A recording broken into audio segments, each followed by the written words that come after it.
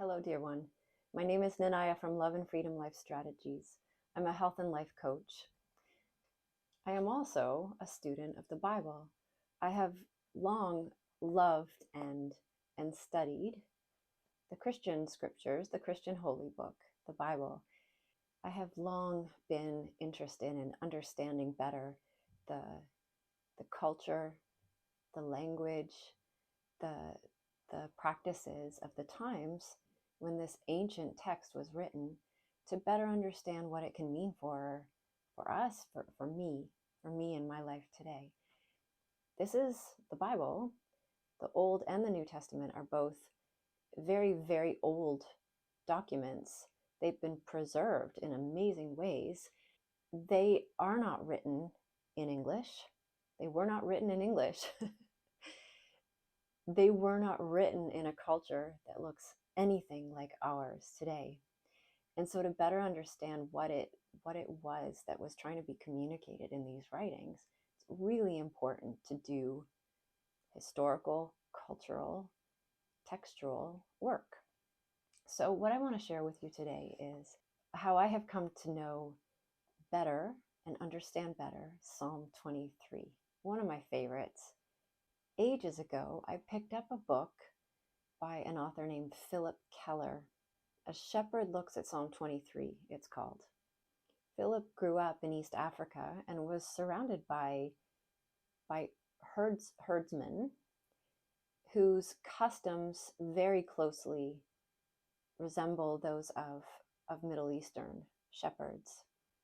As a young man, he also ended up making his livelihood for about 8 years from shepherding and ranching. And so he has firsthand knowledge of what it means to care for a flock and firsthand understanding of what the author of Psalm 23, David, may have been meaning when he was writing about God's shepherding, God's care of him as a good shepherd. I have found his writing incredibly insightful and has offered some real fresh perspective on what this beautiful and famous psalm means. So I'd like to share some of this with you now. Let's just start with the very first verse. The Lord is my shepherd, I shall not want.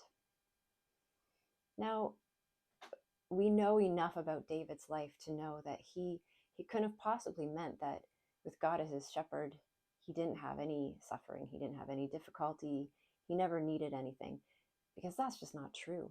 David went through some extremely painful, excruciating times where he was homeless, he didn't have the food he needed, he was fleeing for his life. His family members turned on him. There was some terrible betrayal. He suffered a lot, but somehow he was able to stay. The Lord is my shepherd, I shall not want. So from Keller's perspective, what did David mean? It means he was content in God's care. He was content in God's care. He was satisfied with the care he was receiving, and he wasn't looking for another shepherd. If you don't mind, I'd like to read a little bit from Keller's book because he says it better than I possibly could.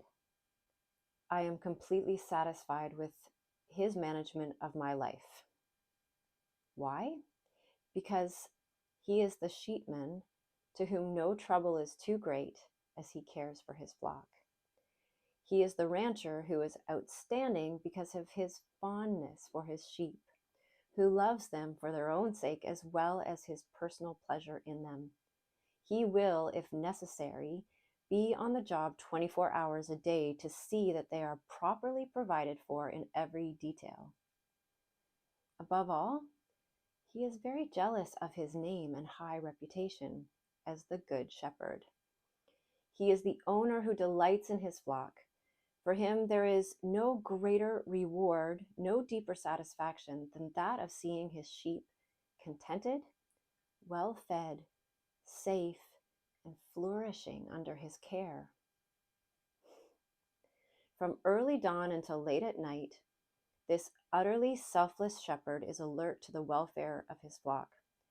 For the diligent sheepman rises early and goes out first thing every morning without fail to look over his flock. It is the initial, intimate contact of the day. With a practiced, searching, sympathetic eye, he examines the sheep to see that they are fit and content and able to be on their feet. In an instant, he can tell if they have been molested during the night, whether any are ill, or if there are some which require special attention. Repeatedly throughout the day, he casts his eye over the flock to make sure that all is well. Not even at night is he oblivious to their needs. He sleeps, as it were, with one eye open, ready at the least sign of trouble to leap up and protect his own. Keller gives this description of what is expected, the kind of care that is expected from a good shepherd. Because there are bad shepherds too, and they get a bad reputation. People just look at their sheep and at their pasture and can tell they're not taking very good care of these poor creatures. But a good shepherd is really conscientious of this, of their reputation, and works really hard to make sure that their sheep are well cared for, well tended, protected, fed, at peace. But then Keller goes on to talk about one sheep that he had in his care who was not content. It didn't matter what he did for her. It didn't matter that actually his pasture land was his pride and joy and that it was the best feeding ground in the whole area. She was not content, and she got in the habit of what he calls fence crawling. So no matter where he was pasturing them, she would search along the fence or along the shoreline, because his pasture land was on the ocean. She would search and search until she found a way out, and she would end up pasturing on the other side of his fence. And often she ended up grazing on brown, dry grass. Keller says it was not that she lacked good pasturage. My fields were my joy and delight. No sheep in the district had better grazing. She just was never happy where she was, and she often ended up grazing in much worse pastures than what he was providing. Her example, I guess, is the opposite of what David means when he says, "The Lord is my shepherd, I shall not want." This is to be confident and content in God's management of our lives. This is a trusting stance in life, an open-hearted, trusting stance that there is someone bigger, there is someone greater than us, watching out, caring, compassionately providing. And thanks to Keller's experience as a shepherd, there is a depth and a freshness to the understanding of what it means that God is our good shepherd. I hope that this has been refreshing for you. Join me again tomorrow, because we'll talk more about Psalm 23 from the perspective of a shepherd. Let's continue to practice and learn and grow together.